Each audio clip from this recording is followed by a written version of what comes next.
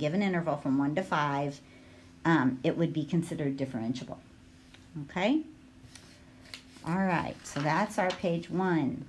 So now this leads us to the mean value theorem, which states if f of x is continuous on the closed interval ab and differentiable on the open interval ab, there exists a number c in ab such that f prime of c, which is the slope of the tangent line, so you might want to, right here, remind yourself that this right here is the slope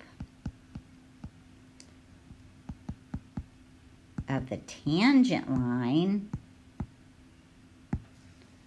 okay, is equal to the slope of the secant line.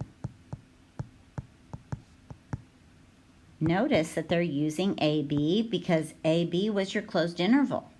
And so, you know, for this one, this is your A and this is your B.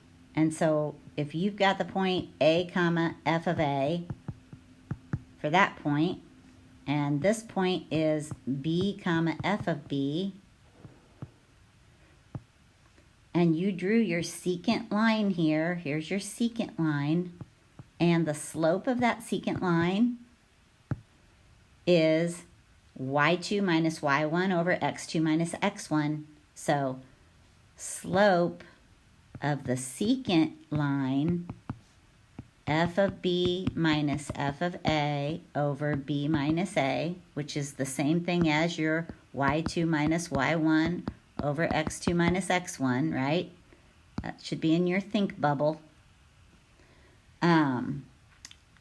They're saying that, hey, if this function is continuous on AB and differentiable on AB, then the mean value theorem guarantees that there is some point in between A and B such that if I took the derivative at that point, which the derivative at that point, because this is the point c comma f of c, right? And if I found f prime at c, which would be the derivative at c, which is the slope of the secant line, that is going to be equivalent to the slope of this, slope of the tangent line, slope of the tangent line, it's going to be equivalent to the slope of the secant line.